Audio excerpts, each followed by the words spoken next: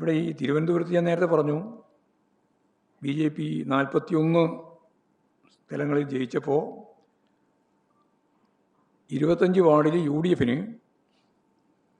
1000-ൽ കുറവായ വോട്ട് മാത്രമാണ് ലഭിച്ചിട്ടുള്ളത്.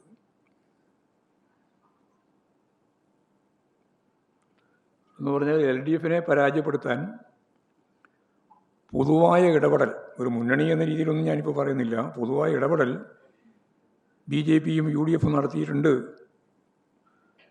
അതാണ് തിരുവനന്തപുരത്ത് കാണാൻ സാധിച്ചിട്ടുള്ള കാര്യം. ചില വാർഡുകളിൽ UDF-ന് വളരെ ചെറിയ വോട്ട് മാത്രം ലഭിക്കുന്ന നില ഉണ്ടായത് അതുകൊണ്ടാണ്. ഏതാണ്ട് LDF-നെ പരാജയപ്പെടുത്താൻ വേണ്ടി UDF-ഉം അതുപോലെ തന്നെ BJP-യും കപട മുദ്രാവാക്യത്തെ അടിസ്ഥാനപ്പെടുത്തിയിട്ട് യോജിച്ച്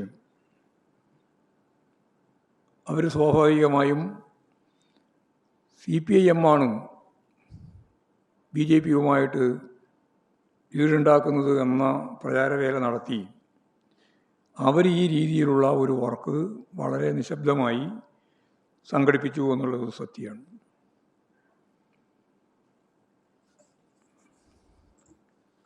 തെരഞ്ഞെടുപ്പ് വിധിയെ അംഗീകരിച്ചുകൊണ്ടുള്ള രാഷ്ട്രീയ നിലപാട് സ്വീകരിച്ച് മുമ്പോട്ടേക്ക് പോകണമെന്നാണ് പാർട്ടി തീരുമാനിച്ചത്.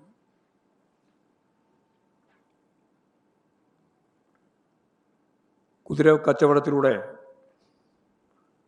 അധികാരം പിടിച്ചെടുക്കുക എന്നുള്ള സമീപനം പാർട്ടി ഒരു ഘട്ടത്തിലും സ്വീകരിക്കുന്നില്ല. ഇടതുപക്ഷവുമായി സഹകരിച്ച് മുന്നോട്ടേക്ക് വരാൻ തയ്യാറുള്ള സ്വതന്ത്രന്മാരുൾപ്പെടെയുള്ളവരുമായൊക്കെ ചേർന്ന് ചില സ്ഥലങ്ങളിൽ ടൈ വന്നിട്ടുള്ള പഞ്ചായത്തുകളും ബ്ലോക്ക് പഞ്ചായത്തുകളൊക്കെ ഉണ്ട്. അവിടെ അങ്ങനെയുള്ളവരുമായി ചേർന്ന് ഭരണത്തിലേക്ക് വരിക എന്നതിൻ്റെ അപ്പുറം BJP ഉൾപ്പെടെയുള്ള വർഗീയ ശക്തികളും ഫാസിസ്റ്റ് ശക്തികൾക്ക് തുല്യമായ നിലയിൽ പ്രചാരവേല നടത്തുന്ന ജമായത്ത് ഇസ്ലാമി ഉൾപ്പെടെയുള്ള വിഭാഗങ്ങൾ ചേർന്ന ലീഗും അതുപോലെ കോൺഗ്രസും ഒക്കെ ആയിട്ട് ഒരു മുന്നണിയുടെയും പ്രശ്നം പാർട്ടി ആലോചിക്കുന്നേ ഇല്ല. ആരുമായിട്ടുമില്ല. അവരും BJP-യും ചേർന്നിട്ടല്ലേ തിരുവനന്തപുരത്തെ ഞങ്ങളുടെ ഭരണ സംവിധാനത്തെ തന്നെ തകർത്തത്. ഇപ്പോൾ സ്വാഭാവികമായിട്ട് ഇടതുപക്ഷ ജനാധിപത്യ മുന്നണി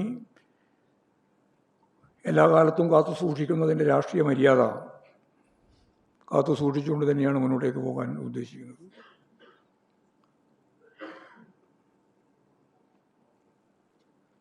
SIR-വുമായി ബന്ധപ്പെട്ട് ഇന്നും അതിൻ്റെ അവലോകന യോഗം ചേർന്നു.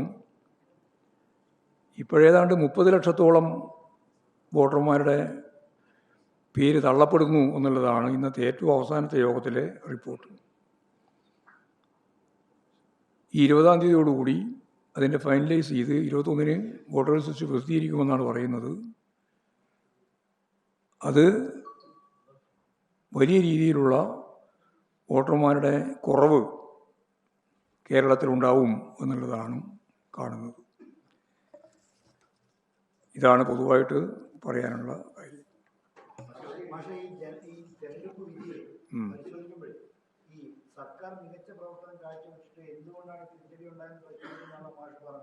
അതെ അതെ, അതല്ലേ പരിശോധിക്കുന്നു പറഞ്ഞത്. ഇല്ലില്ല, വിരുദ്ധ വികാരമൊന്നുമില്ല, എല്ലാവർക്കും അറിയില്ല. ആ അല്ലല്ല, പരിശോധിക്കും.